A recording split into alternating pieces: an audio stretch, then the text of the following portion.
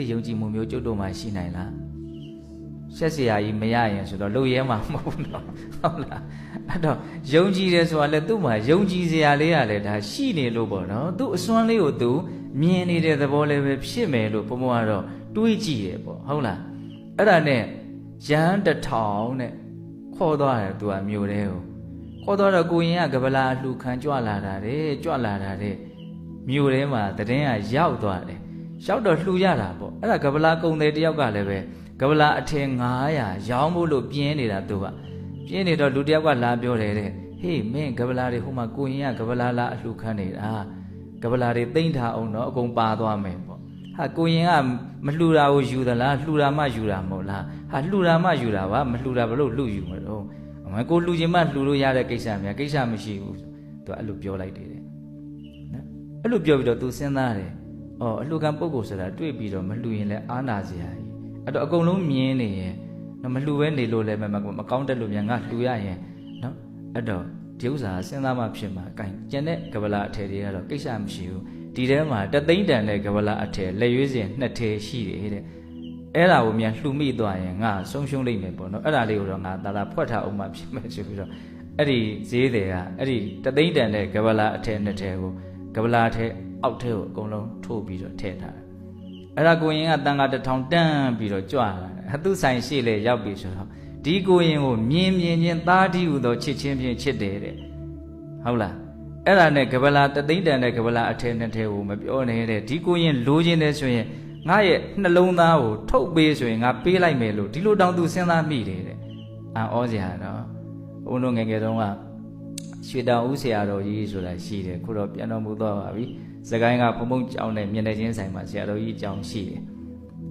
အဲ့ဒါဆရာတော်တရားဟောပြီဆိုလို့ရှိရင်ဒကမာကြီးတွေကနဂတ်တွေပါတယ်အကုန်ချွတ်လူရတာဖះတဲတော့မယ်ဆိုရင်လက်ကောက်ပါတဲ့လူကလက်ကောက်ဆွဲကြိုးပါတဲ့လူကဆွဲကြိုးအကုန်ချွတ်ပြီးတော့လူကြတာအဲ့ဒါဘုန်းတို့ကိုရင်ပေါက်စားတုန်းက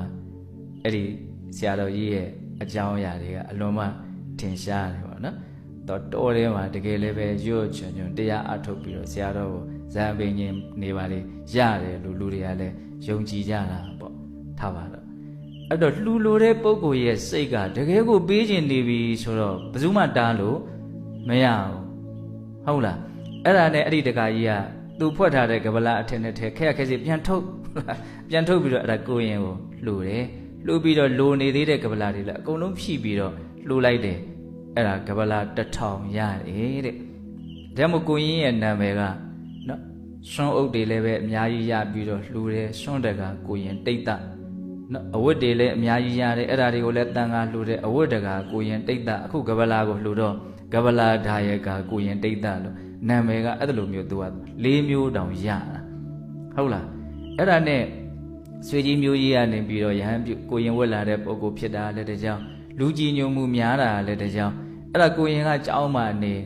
တရားအလုပ်ကိုလုပ်ရတယ်လို့မရှိ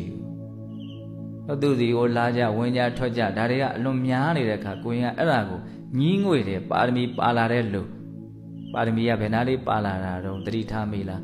အရှင်ဘုရားတို့သိတဲ့တရားသိပါရစေဆိုတာလေးကအများကြီးဒီမှာသူ့ရဲ့ဉာဏ်ပညာရင့်ကျက်ဖို့အတွက်တွန်းအားဖြစ်စေမယ်လို့ဘုံဘုံကတော့တွေးကြည့်မိတယ်ဟုတ်လားအဲ့ဒါနဲ့ကိုရင်ကဘာလို့ချင်းစိတ်ပေါက်တော့ဆိုဒါတွေကိုထားခဲ့ချင်းစိတ်ပေါက်တယ်ငါထွက်သွားတော့ဒီနားနေဘာမှကောင်းကောင်းအလုပ်ကိုလုပ်ရမှာမဟုတ်တော့ဘူးပေါ့နော်အဲ့ဒါနီးနီးနားနားသွားမယ်ဆိုလို့ရှိရင်လည်းပဲနောက်ကလိုက်လာရင်အဲ့ဒါဒီဥစ္စာကမပြတ်မသားဖြစ်နေအောင်မယ်အဲ့တော့ဘယ်လောက်ထိသွားလိုက်တုံးဆိုတော့ယူဇနာ120ဝေးတဲ့နေရာထိသွားလိုက်တယ်တဲ့အကုန်လုံးကိုထားခဲ့တာပေါ့နော်အဲ့ဒါလိုသွားပြီးတော့အဲ့ဒီတောတစ်ခုအနီးမှာရှိတဲ့ရွာအဲ့ဒီရွာကိုအမိပြုတ်ပြီးတော့အဲ့ဒီတောထဲမှာပဲသူနေတယ်အဲ့ဒီရွာကလူတွေကလည်းသူ့ကိုကြည်ညိုကြတယ်အဲ့တောထဲမှာတပါးတည်းနေတယ်ဟုတ်လားအဲ့ဒါတပါးတည်းနေပြီးတော့ပထမတစ်လဒုတိယတစ်လတတိယတစ်လကျတော့ကိုရင်ကကိလေသာကင်းလို့အသောကုန်ခံယဟန္တာဖြစ်တယ်တဲ့အဲ့ဒါဆွမ်းခံကြွလာတယ်ရွာတဲ့ကိုဆွမ်းခံကြွလာတယ်ဆွမ်းလောင်းကြတယ်သူ့ကိုကြောကြတယ်ဆိုကြောတိုင်းသူကတရား2ခွန်းပြောတယ်တဲ့အဲ့ဒါလေးသေချာမှတ်ဒုက္ခိတာဟောထဒုက္ခမုစ္ဆထနော်ဒုက္ခိတာဟောထချမ်းသာခြင်းနဲ့ပြည့်စုံပါစေဒုက္ခမုစ္ဆထဆင်းရဲဒုက္ခကလွန်မြောက်ပါစေ ကောင်းလိုက်တဲ့စုပဲနော်ချမ်းသာခြင်းနဲ့ပြည့်စုံပါစေဆင်းရဲဒုက္ခကလွတ်မြောက်ပါစေအဲ့ဒါတစ်နေ့လည်းမဟုတ်တစ်ရက်လည်းမဟုတ်တစ်ယောက်လည်းမဟုတ်သူ့ကိုကြောတဲ့လူတိုင်းကိုသူကဒုက္ခိတဟောထဒုက္ခမုစ္စထကျန်တဲ့စကားဘယ်စကားမှမပြောဘူးဒီစကားပဲဒီစကားနှစ်ခွန်းပဲပြောတယ်ကိုရင်ကရဟန္တာဖြစ်သွားပြီနော်အဲ့ဒါနဲ့နောက်တော့အဲ့ဒီနေရာတောကြောင်းလေးမှာပဲတိတ်တိတ်ဆိတ်ဆိတ်တပါးတဲ့တင်သုံးတာဘယ်မှလည်းမသွားဘူးနော်ဒီတောကြောင်းလေးမှာပဲနေနေတာအဲ့ဒါသူ့ရဲ့ဒီဘုံကံပေါ့နော်ဟောရှင်သာရိပုတ္တရာအမှုပြုတဲ့တန်ဃာတော်တွေရှင်သာရိပုတ္တရာသူ့အချမ်းရံတွေရှိတာ哦သူ့နောက်လိုက်သူ့တပည့်တွေရှိတာ哦ငါတို့ကိုရင်တိတ်တတွေသွားကြမယ်ယဟန်ပါ900အဲ့ရှင်မမောက္ကလန်ကလည်းပဲငါတို့လည်းပဲသွားကြမယ်ကိုရင်ဒီကိုသွားကြည့်ကြမယ်အဲ့ဒါတန်ဃာ4000လောက်တောင်စုမိတယ်တဲ့ရှင်မကတ္တဗအမှုပြုတဲ့တန်ဃာတော်တွေရှင်အနုရုဒ္ဓအမှုပြုတဲ့တန်ဃာတော်တွေဟုတ်လားအဲ့ဒါကိုရင်ဒီကိုသွားရတာနော်သူ့စီကိုဒီယဟန္တာအရှင်မြတ်ကြီးတွေတကယ်ဒိဋ္ဌိကျဲမထေမြတ်ကြီးတွေကြွလာကြတာဒါသူ့ရဲ့ဘုံကံပါရမီလို့ဆိုရမှာနော်အဲ့လိုကြွသွားတဲ့အခါကျတော့ရွာလူတွေကအာရှင်သာရိပုတ္တရာကိုရမကြီးတောင်ကြွလာတယ်တို့ကိုရင်ကနည်းနည်းရမဟုတ်ဘူးနော်ရှင်မမောက္ကလန်တောင်ကြွလာတယ်အဲ့ဒါနဲ့အကုန်လုံးဝိုင်းပြီးတော့စွန်ကုံဝေယဝိဆပြည့်စုံအောင်ဆောင်ရွက်ကြရတာပြုစုကြရတာပေါ့နော်အဲ့ဒါနဲ့အကုန်လုံးပြီးပြီဆိုတော့ gain ရှင်ဘုရားတို့ရောက်တုံးကိုတပည့်တော်တို့တရားဟောပါဗျာတကားတွေကတောင်းကြတယ်ရွာကြီးကလည်းတော်တော်ကြီးပုံရပါတယ်အဲ့ဒါလိုတောင်းဆိုကြတဲ့အခါမှာရှင်သာရိပုတ္တရာကကိုရင်တိတ်တာကိုရင်တက္ကရာမတွေတရားနာလို့တဲ့စိတ်ရှိတယ်ဒါကြောင့်မလို့ကိုရင်တရားဟောပါကိုရင်ကိုတရားဟောဖို့တာဝန်ပေးတဲ့အခါရွာသူရွာသားတွေကပါလျှောက်တယ်ရှင်ဗျာဒီလိုကိုရင်ကိုတရားမဟောခိုင်းပါနဲ့ဗျာ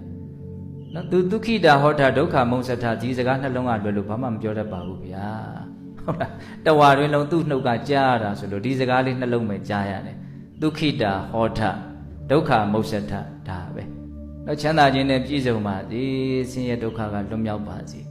ဒီစကားနှလုံးရဲ့အဓိပ္ပာယ်ကျယ်ဝန်းပုံသူတို့မှမသိတာဟုတ်လားအဲ့တော့ကိုရင်ကဒါပဲပြောတတ်တာပါဖေ။ရှင်ဘုရားတို့ပဲဟောပါအဲ့တော့ရှင်သာရိပုတ္တရာကကိုရင်တကားတွေကတော့အဲ့လိုပြောနေကြတယ်ဒါကြောင့်အကျေတဝန်းကိုရင်တရားဟောဆိုတော့ကိုရင်ကကောင်းပါပြီလို့ဝန်ခံပြီးတော့အဲ့ဒီတကားဒကမတွေကိုဒီတန်ဃာတွေဂျားထဲမှာပဲနော်ရက်ဝန်းကိုကိုင်းပြီးတော့ပလင်မော်တက်ပြီးတော့တရားဟောတယ်တဲ့ဟောတဲ့တရားကဒီစကားနှလုံးကိုပဲအခြေခံပြီးတော့ဟောတာတဲ့အဲ့ဒါတညာလုံးဟောတာတဲ့နော်ဒုက္ခိတာဟောတာဒုက္ခမုစ္စထချမ်းသာခြင်းနဲ့ပြည့်စုံပါစေဆင်းရဲဒုက္ခကလွတ်မြောက်ပါစေဘလောက်ထိဒီစကလုံးနှလုံးရဲ့အဓိပ္ပာယ်ကကျေပြန့်တယ်လေဆိုရင်ပိဋကသုံးပုံအကုန်လုံးခြုံငုံမိတယ်လို့ပြောမယ်ဆိုရင်တော့ပြောလို့ရတယ်ဒုက္ခိတာဟောတာချမ်းသာခြင်းနဲ့ပြည့်စုံပါစေချမ်းသာအစစ်ဆိုတာနိဗ္ဗာန်ကိုပြောတာနိဗ္ဗာန်ချမ်းသာကိုရမှနိဗ္ဗာန်ချမ်းသာကိုတော့မှအရဟတမေအရဟတဖို့နဲ့မျက်မှောက်ပြုနိုင်တဲ့အဆင့်ထိရောက်အောင်နော်ကြိုးပမ်းအားထုတ်နိုင်မှဒုက္ခိတာဟောထားရဲ့အဓိပ္ပာယ်က